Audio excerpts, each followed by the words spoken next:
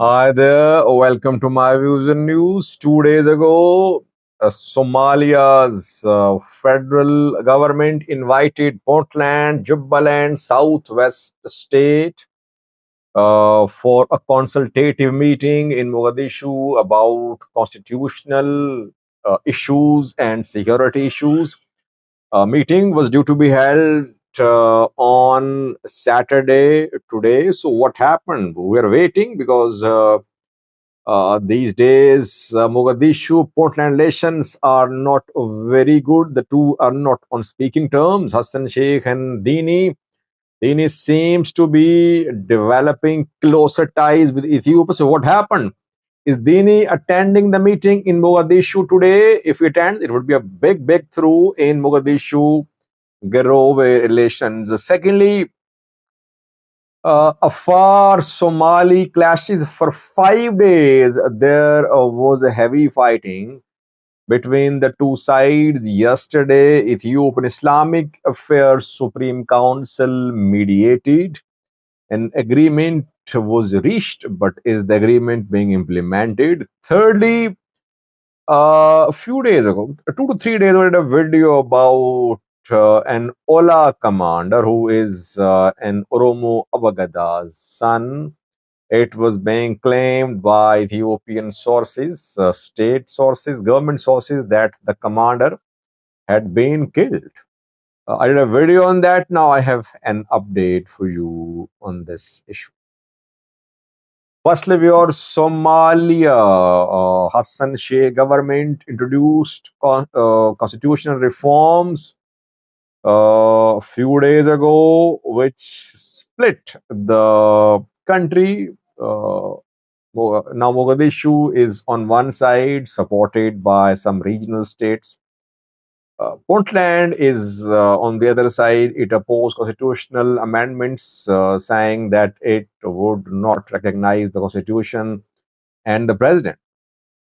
So it announced self-governance. After that, it sent some senior delegations to Ethiopia too. And Mogadishu, angered by Puntland, Addis Ababa growing ties, declared Ethiopian ambassador persona non grata. And Mogadishu told Ethiopia to close its two consulates in Garowe, Puntland, and Hargeisa, Somaliland. I think consulates are still open. So tensions were high between Puntland and Mogadishu after Puntland rejected the constitutional amendments. And 2 days ago, we saw that an invitation was extended from Mogadishu to Garowe for a meeting between Hassan Sheikh, the president, and Puntland president, Jubaland president, Southwest president, Gulbuduk president, for consultations on constitutional issues. The meeting was due to be held on Saturday today. So, what happened? The meeting has been postponed. We confirmed that from Mogadishu just a few minutes ago. Got confirmation from one of the government officials. We are waiting for this meeting because had Dini attended the meeting, it would have been a breakthrough in improvement of relation between Mogadishu and Garowe. But it seems that Garowe, Puntland refused to participate in talks. Maybe that is why talks have been postponed to a later date. No new date has been announced.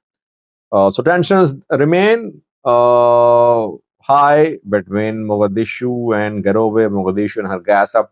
Yesterday, we saw that G7 countries issued a joint statement, European Union as well, asking, showing concern at Ethiopia, Somaliland, MOU, and asking the two sides, Ethiopia and Somalia, to keep diplomatic channels of engagement open because the diplomatic relations are cut off. Somalia withdrew its ambassador to Ethiopia in January this year, and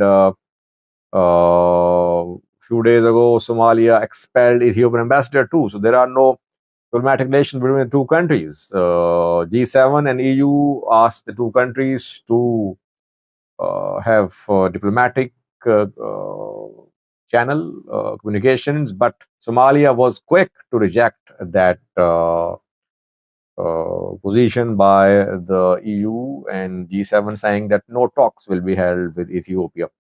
Ethiopia will have to withdraw from the MOU only. After this withdrawal, talks can be held with Ethiopia. Internally, too, so we're saying that externally, Ethiopia Somalia relations tense, and internally, Mogadishu Garo relations are equal tense. It seems that is why meeting due to be held in Mogadishu has been postponed.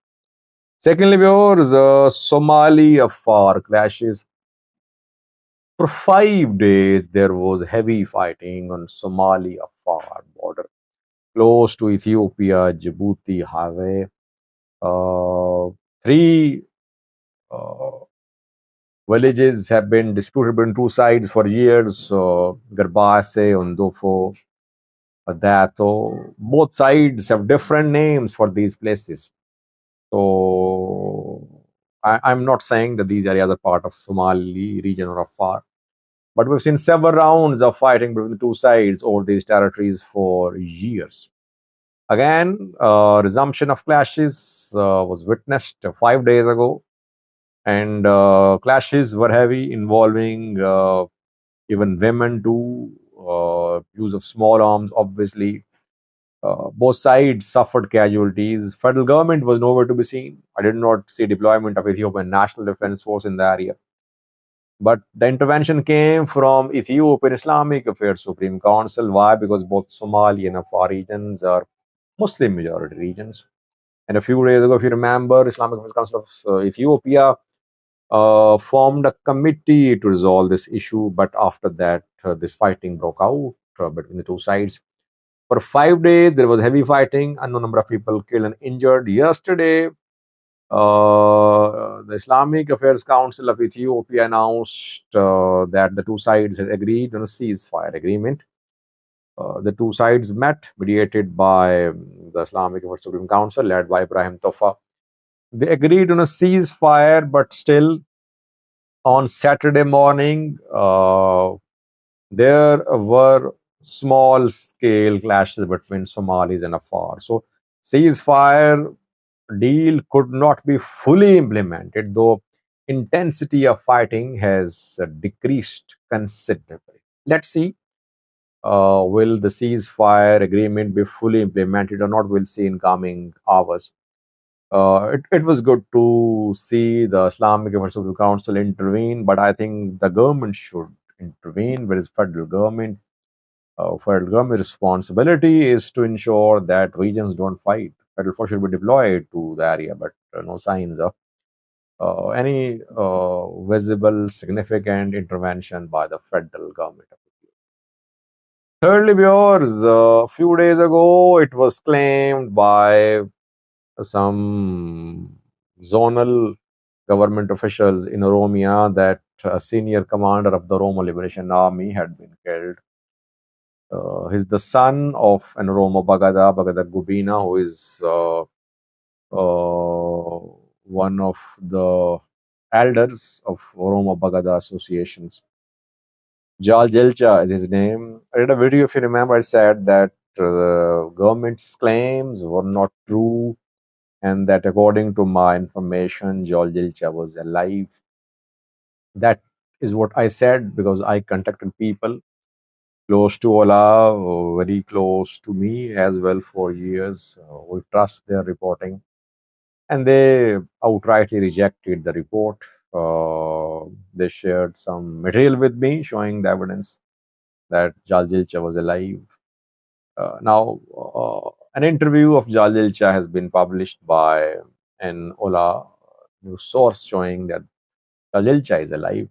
Jaljilcha is one of senior commanders of the Oromo Liberation Army. Head of 3 zones. One of the zones is Ishoa, where Batterogasa, OLF leader, was killed. Jalilcha is alive. Those who were claiming that Jalilcha had been killed are Romia, government officials, zonal, local. They have now to explain why did this spread false information, were they mistaken, were they misled, whatever happened, whatever the whatever the sources were, but the news about Jalilcha's death was not correct. He is alive. By the way, we've seen several claims by the government about Komsa Dereba, Jalmaro, that he had been killed.